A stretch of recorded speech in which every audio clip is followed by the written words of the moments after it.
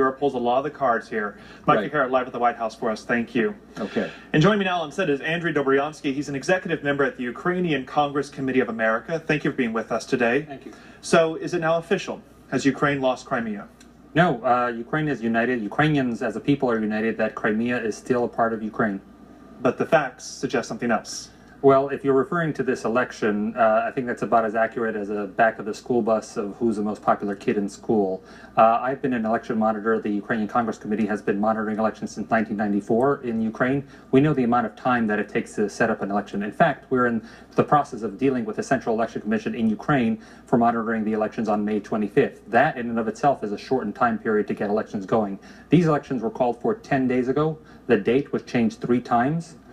The ballot measure was changed 3 times, and there were no official voter rolls for the people to understand who's supposed to be voting. So as far as what happened today, I don't see it as a valid international election. I don't think any other state apart from Russia is seeing it as a valid election. But regardless of the election, again, the reality is Russia's soldiers are on the ground. It's Russian flags waving over Crimea.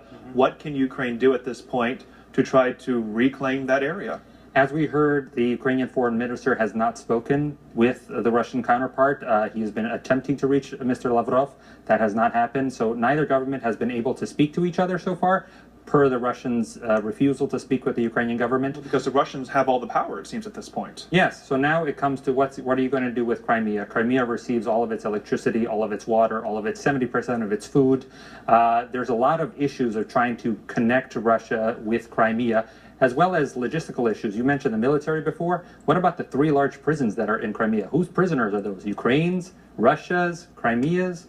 Well, let's dig into that point, because you raised an excellent thought about the electricity and the water coming from Ukraine feeding into Crimea. We already saw Russia seize a natural gas plant just outside Crimea's borders. Do you think that it would be wise for Ukraine to maybe start to tighten the grip a little bit and cut off power, cut off the water to that region and say, okay, Russia, it's your responsibility now? Well, those people are still Ukrainian citizens in the eyes of the world. But they voted to become Russia, by all indications. In the eyes of the world and the eyes of the international community, especially the Ukrainians, those people are still Ukrainian citizens. The Crimean Tatars, who did not vote today, neither did the Ukrainian population, as we heard today, in Crimea. So if those people didn't vote, if those people are in the area, especially the Crimean Tatars, who people keep saying about the native Russians there, but people don't mention the fact that they were ethnically cleansed. Crimeans were ethnically cleansed, the indigenous peoples of Crimea. So to say that the Russians have some kind of natural stake to the land in an area that's been ethnically cleansed. Right, but the idea of cutting off power, cutting off water to that area, do you think it's a smart approach for Ukraine's government at this point? I don't think that's something that Ukraine has shown in the past that it's willing to do. Again, those people are still Ukrainian citizens. As it is now, the area of Crimea does not get enough water as it is. Sevastopol, which is one of the largest cities, and the military base, they do not get water 24 hours a day. There are times of the day that the largest military base does not get water. So that's a great point right there, too. They're already suffering as it is. You mentioned the minorities, though. How concerned are you that we could see an exodus of people leaving Crimea who feel fearful of this new era for Crimea? We've already seen people in Crimea reach out to relatives. Some people have left. We know that people in Western Ukraine have been taking in people. But that's the same all over Ukraine. A lot of people are worried even in Kyiv. People are saying, you know, is it here next? Should I make plans?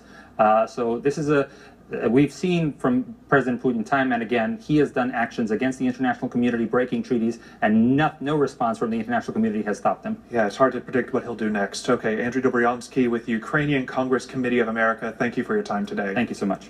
And we will continue to watch developments in Ukraine and bring you updates throughout the hour. But coming up next, the mystery that is